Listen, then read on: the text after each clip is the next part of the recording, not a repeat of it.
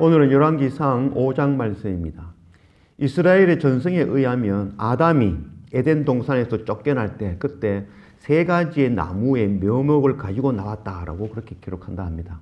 그래서 첫 번째 나무는 바로 포도나무입니다. 성경에서 계속해서 나오는 그 나무 가운데 하나죠.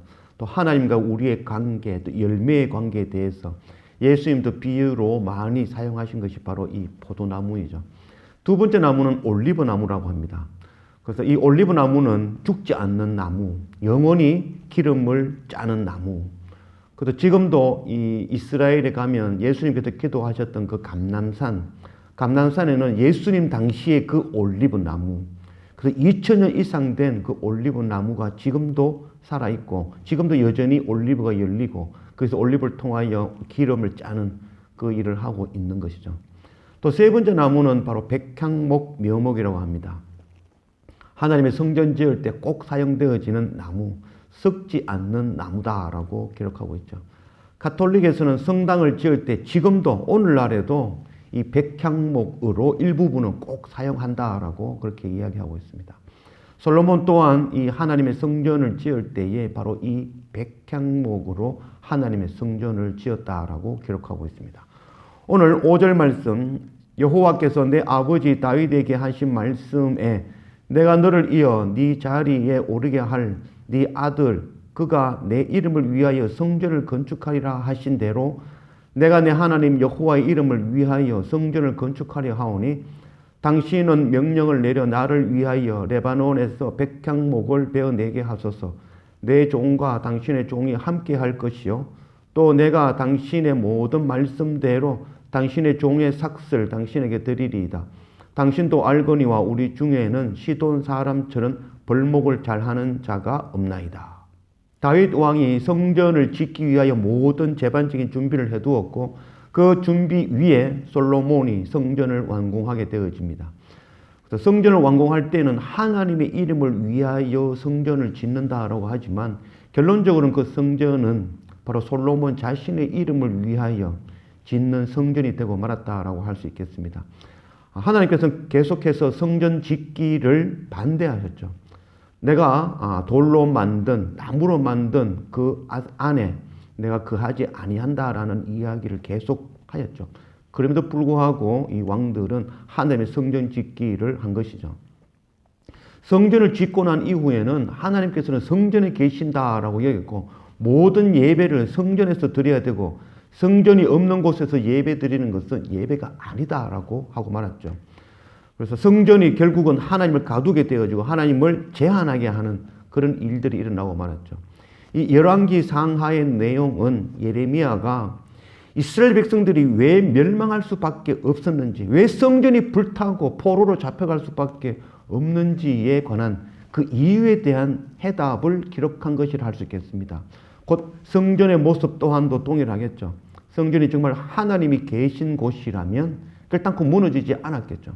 그러나 그 성전은 결국 바벨론에 의해서 돌 하나 위에 돌 하나 남지 아니하고 모두 무너지고 말았죠. 역대상 17장 4절 말씀에 가서 내 종 다윗에게 말하기를 여호와의 말씀이 너는 내가 거할 집을 건축하지 말라. 내가 이스라엘을 애굽에서 올라오게 한 날부터 오늘까지 집에 있지 아니하고 오직 이 장막과 저 장막에 있으며 이 성막과 저 성막에 있었나니. 사도행전 7장 47절 말씀. 솔로몬이 그를 위하여 집을 지었느니라. 그러나 지극히 높으신 이는 손으로 지은 곳에 계시지 아니하시나니 선지자가 말한 바 주께서 이르시되 하늘은 나의 보좌이요 땅은 나의 발등상이니 너희가 나를 위하여 무슨 집을 짓겠으며 나의 안식할 처소가 어디냐. 다윗 왕이 하나님의 성전을 짓고자 할 때에 하나님께서는 나단 선지자를 통하여 성전을 짓지 말라라고 하셨죠. 성전을 지어서 하나님을 더 잘 섬기는 것이 아니라 오히려 성전을 통하여 하나님을 대적하는 일이 되고 말 것이다 라고 전해 준 것이죠. 하나님께서는 결코 사람이 지어진 돌과 나무로 되어진 그 성전에 계신 것이 아니죠. 하나님 어느 곳에서나 계신 분이 바로 하나님이신 것이죠. 그래서 이스라엘 백성들이 성전을 짓고는 성전이 없는 곳에서 예배드리는 것은 예배가 아니다라고 하죠. 또한 성전이 없는 곳에서는 하나님이 없으니 자기 소견에 옳은 대로 행하는 그런 악을 행하고 말았죠. 요한복음 2장 19절 말씀, 예수께서 대답하여 이르시되 너희가 이 성전을 헐라 내가 사흘 동안에 일으키리라. 예수님께서 또 동일한 말씀을 하신 것이죠. 너희들이 지은 그 성전이 아니다라는 것을 말씀하고 있는 것이죠. 성전을 헐라 내가 사흘 만에 다시 지으리라. 그 성전은 바로 예수 그리스도가 바로 참 성전임을 말씀하고 있는 것이죠. 요한복음 4장 20절 말씀, 우리 조상들은 이 산에서 예배하였는데 당신들의 말은 예배할 곳이 예루살렘에 있다 하더이다. 예수께서 이르시되 여자여 내 말을 믿으라. 이 산에서도 말고 예루살렘에서도 말고 너희가 아버지께 예배할 때가 이르리라. 너희는 알지 못하는 것을 예배하고 우리는 아는 것을 예배하노니 이는 구원이 유대인에게서 남이라.